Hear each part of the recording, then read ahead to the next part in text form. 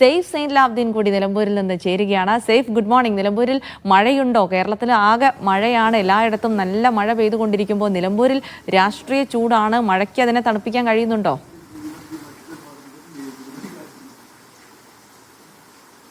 മഴയുണ്ടോ എന്ന് ചോദ്യത്തിന് പ്രസക്തിയില്ല. കാരണം ഇന്നലെ വൈകുന്നേരം തുടങ്ങിയ മഴ ഇതുവരെ തോന്നുന്നില്ല. ഭീകരമായ മഴ എന്ന് പറഞ്ഞാൽ പുറത്തിറങ്ങാൻ കഴിയാത്ത തരത്തിൽ വലിയ മഴ ഉണ്ട്.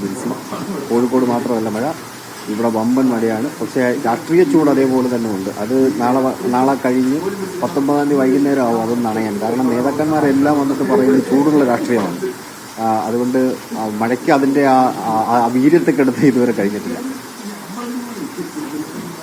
യെസ്, എന്തായാലും കോഴിക്കോട് മാത്രമല്ല മഴ എന്ന് എന്നെ ഓർമ്മിപ്പിക്കുകയാണ്. നിലമ്പൂരിൽ നല്ല മഴയാണ്, പക്ഷെ അവിടെ അത്ര മഴയാണെന്ന് കണ്ടിട്ട് തോന്നുന്നില്ല. കാരണം രാഷ്ട്രീയ ചൂട് ഉയർന്ന് തന്നെ നിൽക്കുന്നുണ്ട്. സേഫ്, നമ്മൾ LDFന്റെ പ്രചാരണവുമായി ബന്ധപ്പെട്ട് അല്പസമയം മുൻപാണ് പ്രമോദ് രാമൻ സ്വരാജുമായി സംസാരിച്ചത്. അദ്ദേഹം വലിയ വിജയപ്രതീക്ഷയിലാണ്, ജനങ്ങളൊക്കെ കാണുന്നുണ്ടല്ലോ എന്നൊക്കെ പറയുന്നുണ്ട്. സ്വാഭാവികമായിട്ടും LDFനെ സംബന്ധിച്ചിടത്തോളം UDFനെ പോലെ തന്നെ നിർണായകമാണ് ഇവിടെ ഒരു വിജയം കൈവരിക്കുക എന്നുള്ളത്.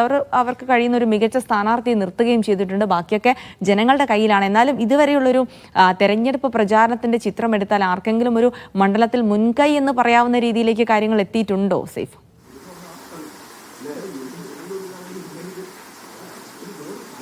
നമുക്ക് ഏകദേശം ഒരു ധാരണയുള്ളൂ. പക്ഷേ ജിൽസി, അത് നമ്മൾ ഇപ്പോൾ ഈ തെരഞ്ഞെടുപ്പിന് ഈ മണിക്കൂറുകൾ മാത്രം ബാക്കി നിൽക്കുന്നതിനിടയിൽ നമ്മൾ ആർക്കാണ് മുൻകൈ ആർക്കാണ് മേൽക്കൈ എന്ന് പറയുന്നത് പൊളിറ്റിക്കലി ശരിയല്ലാന്ന് തോന്നുന്നു.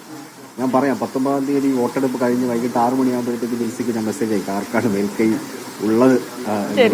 എന്തായാലും ഇവിടെ കൊടുമ്പിരി കൊണ്ട പ്രചരണം എന്നൊക്കെ പറയുന്ന പോലെ കൊടുമ്പിരി കൊണ്ട പ്രചരണമാണ് നമുക്ക് കാണാൻ കഴിയുന്നത്.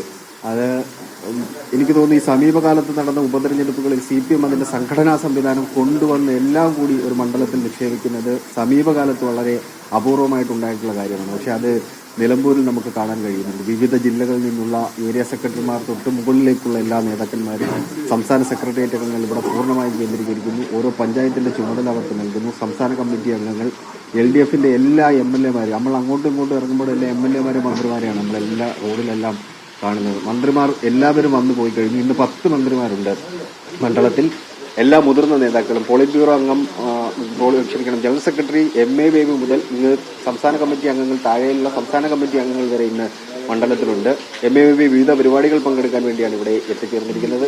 MP ഗോവിന്ദൻ കഴിഞ്ഞ 2 ആഴ്ചക്കാലമായിട്ട് മണ്ഡലത്തിൽ കേന്ദ്രീകരിച്ച് തന്നെയാണ് പ്രവർത്തനം.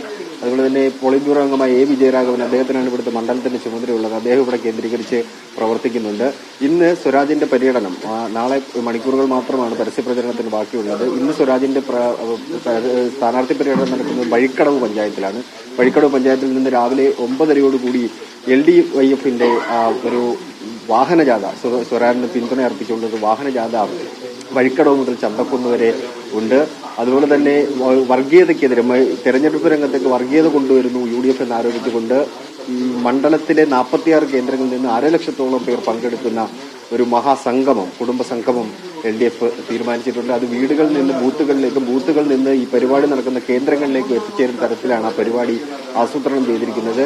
MA ബേബി വൈകിട്ട് അത് ഉദ്ഘാടനം ചെയ്യുകയും ചെയ്യും. അങ്ങനെ അവസാന സമയത്ത് എന്തൊക്കെ ചെയ്യാൻ കഴിയുമോ, ആൾക്കാരെ വോട്ടാക്കി മാറ്റാൻ വേണ്ടി എന്തൊക്കെ ചെയ്യാൻ കഴിയുമോ അതെല്ലാം ചെയ്യുന്നുണ്ട് ഇടതുമുന്നണി. എന്തായാലും സജീവ പ്രവർത്തനങ്ങൾ. നാളെ വൈകുന്നേരം 6 മണിയോടുകൂടി നേതാക്കന്മാരെല്ലാവരും ഇവിടെ നിന്ന് പോകും. അതുവരെ ഓരോ സമയവും അത് വോട്ടാക്കി മാറ്റാൻ വേണ്ടിയുള്ള തന്ത്രങ്ങൾ മെനയുകയാണ് നേതാക്കന്മാർ ചെയ്തുകൊണ്ടിരിക്കുന്നത്.